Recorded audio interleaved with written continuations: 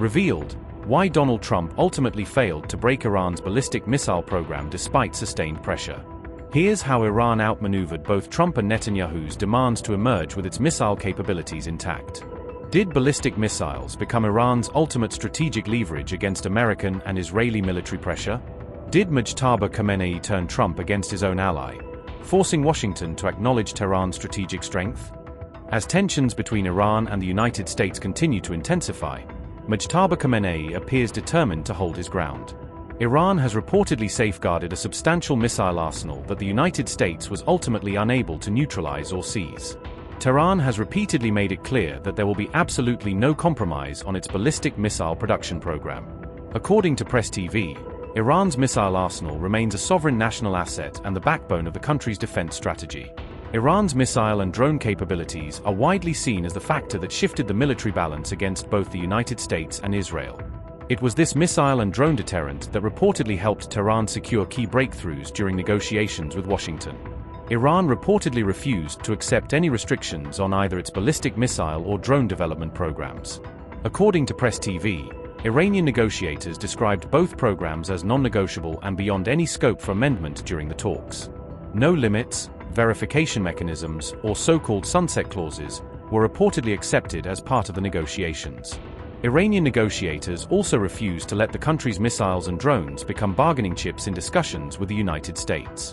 On June 23, President Masoud Pezeshkian reiterated in Islamabad that Iran's missile program remains completely off-limits. Pakistan Prime Minister Shehbaz Sharif also surprised Washington by publicly highlighting what the Iran-US Memorandum of Understanding does not cover. Earlier, Donald Trump himself acknowledged that Tehran had retained its existing ballistic missile stockpile. The US president further stated that Iran could continue maintaining its missile arsenal as a legitimate means of self-defense. We had constructive meetings and conversations with our dear brother Shehbaz Sharif, with Mr. Asif Ali Zardari, the esteemed president of Pakistan, and with our brother, Field Marshal Asim Munir, the honorable commander of the Pakistan Army. We had very good discussions. The issue of our missiles does not exist in the memorandum we had, and it never will. If we did not have our missiles, which were for our self-defense, Israel and America would have attacked Iran like they did Gaza, showing no mercy to anyone, young or old.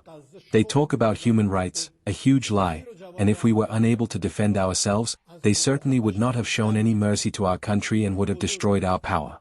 Consequently, under no circumstances will we ever negotiate about our defensive capability with anyone.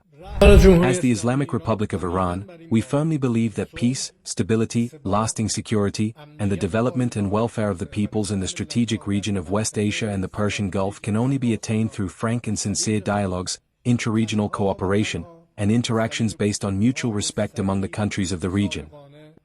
We have landed at Islamabad after signing of Islamabad Memorandum of Understanding is a matter of great happiness and satisfaction for all of us. Your Excellency, please convey my warmest regards to His Eminence, the Supreme Leader, Ayatollah Mojtaba Khamenei, for his sagacious leadership that Iran has been able to achieve this MOU and as a result ceasefire with dignity and honor. This MOU does not mention about ballistic missiles. It was never on the table. It was never on the agenda. And Iran side never wanted to even discuss about it. So that is not an impression, that is a fact of matter. So there should be no second thoughts about it. It must not be misconstrued, because there are spoilers all over the world to scuttle this peace deal. They don't want Iranian nation, great nation, to come out of this ashes of war and touch the zenith of glory.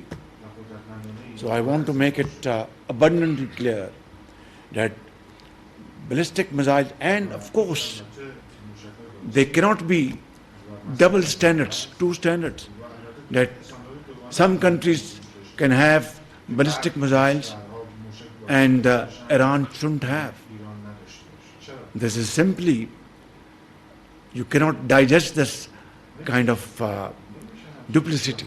So I think I wanted to make it very clear, Excellency, that the MOU, which has been signed by me as a mediator, does not mention about ballistic missiles at all.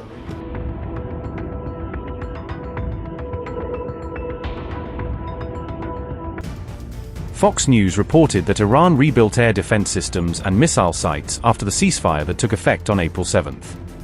A senior U.S. defense official told Fox News that Tehran had reconstituted military forces along the strategically vital Strait of Hormuz.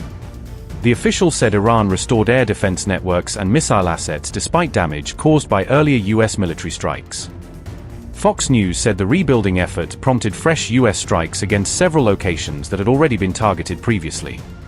The renewed strikes reportedly hit military areas near Qeshm Island and Sirik along Iran's southern coastline facing the Gulf. The official claimed Iranian forces had moved things around after suffering what the U.S. described as heavy battlefield damage.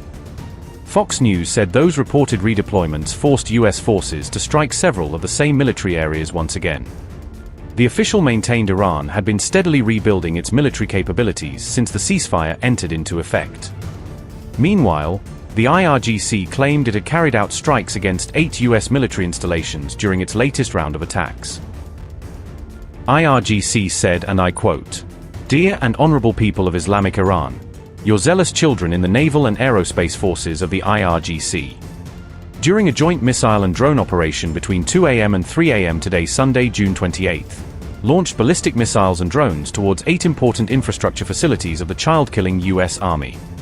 At Ali Al Salem base in Kuwait and the 5th Naval Fleet in Port Salman, Bahrain, destroying them and decisively responding to recent U.S. aggressions. The aggressor enemy, whose essence is the violation of covenants and breaking of promises, had attacked 5 coastal posts of the Islamic Republic early this morning under the pretext of the IRGC Navy confronting a violating ship.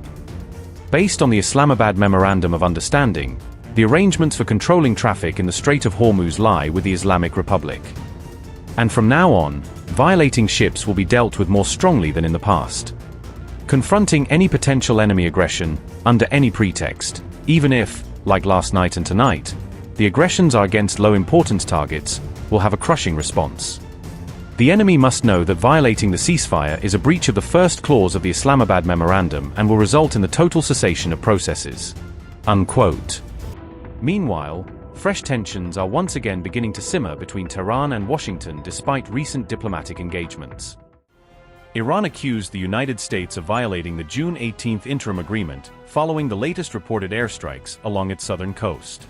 Tehran said U.S. airstrikes targeted Iranian monitoring and surveillance sites, despite the interim agreement remaining in effect. Iran's foreign ministry said the attacks violated both the interim memorandum of understanding and the United Nations Charter. Iran's Ministry of Foreign Affairs said, and I quote, "These brutal attacks, which are a blatant violation of paragraph 4 of Article 2 of the United Nations Charter, as well as an explicit violation of the first paragraph of the Memorandum of Understanding on the termination of the imposed war dated Cordad 28, 1405, June 18, 2026, show that the U.S. regime places the lowest value and credibility on its commitments, and breach of promise is a part of this regime's nature." While reminding the United Nations Security Council and the Secretary General of this organization of their responsibilities towards international peace and security. The Islamic Republic of Iran emphasizes its determination to defend Iran's national sovereignty and territorial integrity against U.S. military aggression, in accordance with Article 51 of the UN Charter. Unquote.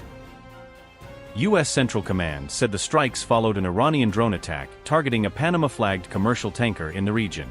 Subsequently, the IRGC warned that Iran's response to the latest U.S. strikes would be stronger than before. Both Washington and Tehran have repeatedly accused each other of violating the interim agreement since it came into force. The latest exchange has raised fresh doubts about whether the fragile U.S. Iran truce can continue to hold under mounting tensions. As we predicted from the outset and continue to do so, the enemy is deceptive, untrustworthy and prone to breaking its commitments.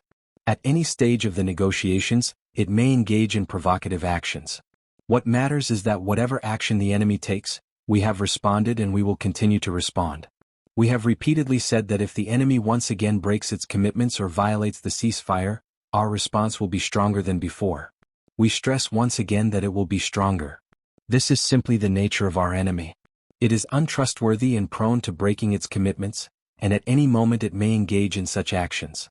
We regard this as consistent with the enemy's nature because we know its character.